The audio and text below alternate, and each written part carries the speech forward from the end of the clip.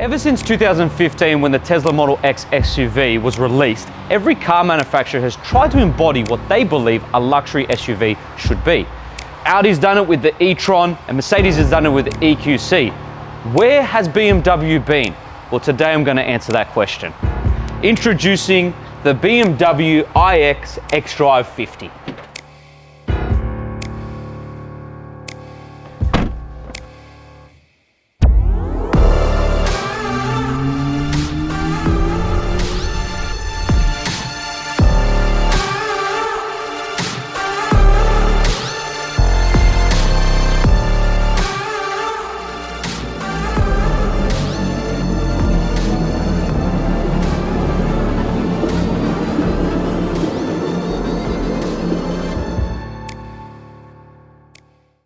Okay, let's address the elephant in the room, and that is this gargantuan grille.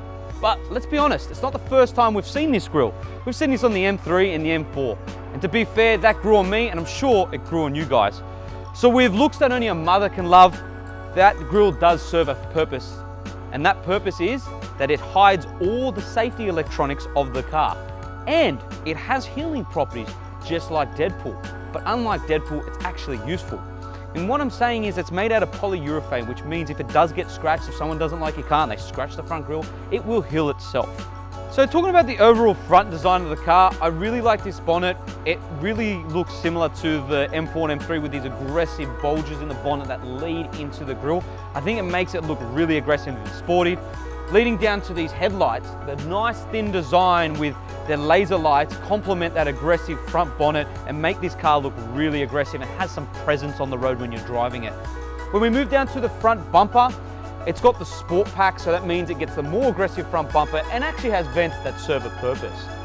Coming back to that grille, I don't know what you guys think about it, but let me know in the comments because it makes its way into the bottom portion of the bumper and has more like a beaver-like or bunny-like teeth look. And I don't know, I'm a bit iffy about it still, but again, it might grow on me. Now, I'm gonna say this, most electric cars have a front. With this BMW, unfortunately, you don't have that. So you've got to ask yourself, how do you fill up the washer fluids? Well, BMW's thought about that. You do it right there. I think that's pretty cool. Moving down to the side of the car gets even better, especially on these 22-inch optional extra wheels, which I think is a must on this car. We have the mirrors that have a 360-degree camera on it to give you a 360-degree view of the car. And then moving on to these door handles.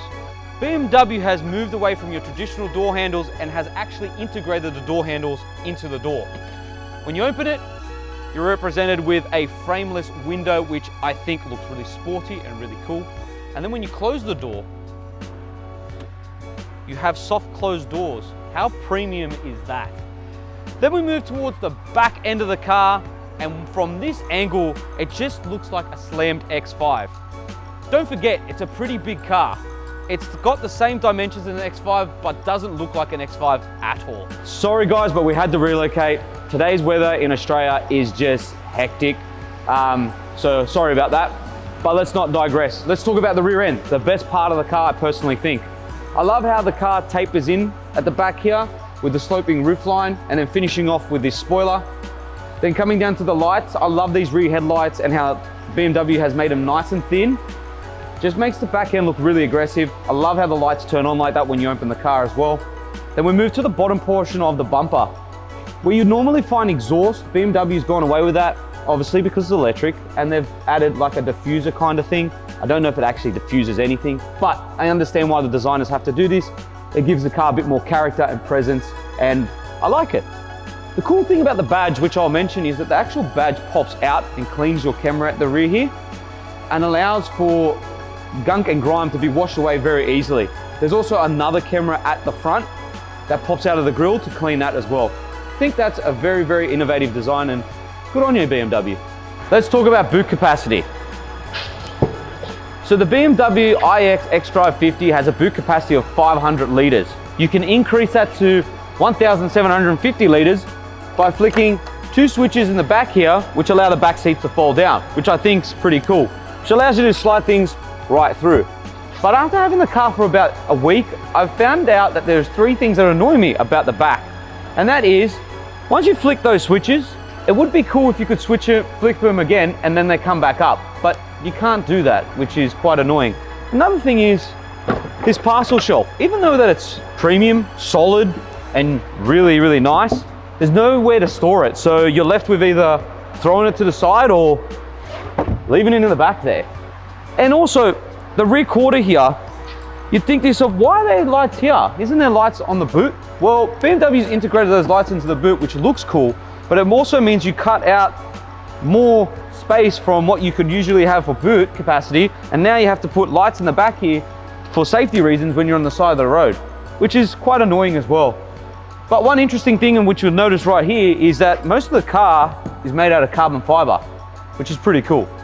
Let's move to the back seats. There is plenty of room in the back of this BMW iX xDrive50 for anyone, no matter what size, with plenty of knee room, leg room, and headroom. You've got dual climate control, USB-C chargers in the back, and also air vents that are integrated into the pillars. Instead of a traditional door handle, you have a button to open the door. If you need to fit a child seat, BMW's covered this with a nice and easy pull strap instead of clips. Oh, welcome to my cocktail bar, because that's honestly what it feels like in here. The only thing that's missing is a cocktail, a cigar, and the jazz music in the background. I will not let anyone say anything bad about this interior. It's the best interior in terms of an electric SUV on the market to date. I think BMW's done a fantastic job of making this distinguishedly different to any other car in the range as its flagship EV SUV. It just feels very special in here. From the high-end materials to the build quality, it's just fantastic. Like, let me talk about they use crystals instead of just normal plastic for the seat controls, for the iDrive system, for the gear selector, for the volume control. Like, they could have just used plastic, but they didn't. They thought about it. They've also used nice timbers to put in the middle of the console. I feel like it pays homage to old BMWs instead of just, again, having just plastic. As well as the copper finishes in the dash, in the air vents, in the side door cards. They could have easily put fake carbon or gloss black, but they didn't. They thought about it and they thought, you know what, this will make the interior pop. So I think that's a very, very good job. Coming to the steering wheel, I don't know if this is a circular steering wheel or square, I don't know, but it works. Also, I like that it's open here so you can actually see the cluster gauge. As it's an electric car, you don't have a cluster gauge. And this is another thing that I like BMW's done as well. Instead of putting a big screen in the middle, they've thought about it. They've actually put a curved display. So you've got a 12-inch for the driver and you've got a 15-inch display for the infotainment system. And I do really like that rather than having a big screen in the middle. Practicality, guys, well, plenty. You've got a place to store your phone there. You've got wireless charging down here. You've got USB-C charging down here. And you've got place to put your coffee or your drink bottle down below there, and then you also got big door bins. The seats, well, they're just brilliant. You feel like you're sitting in a lounge. They're so comfortable. They have massage functions, heated seats as well, so they just work and they're really nice to sit in. The leather itself is apparently dyed with olive leaves instead of other harsh chemicals, and you've got a imprint on the dash here of an olive leaf to let you know that it's been dyed with olive leaves, which apparently are more sustainable. Also, that the leather seats are sustainably sourced. I don't know what that means. Does that mean there's a cow in a field that doesn't have any skin and that they plant another cow? Or I don't know. They say that. So who knows what that means, but apparently that's what they say. Besides all that, let's take this for a drive. So the car's a 112 kilowatt hour battery.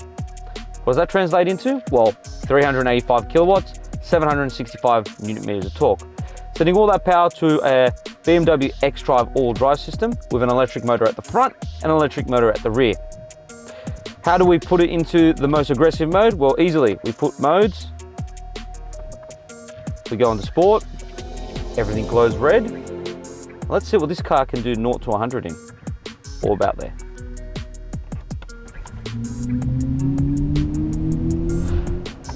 Yep, that's quick. That's quite quick. The way this car delivers its power is so unique and so much more different than any other electric car on the market, especially where it excels is the suspension. It's so smooth. It uses air suspension, so all the bumps and undulations in the road are just eaten up by that air suspension and you just don't feel anything. It's so smooth and I can't complain about the ride. I just think you're literally driving in a lounge and that's what it actually feels like.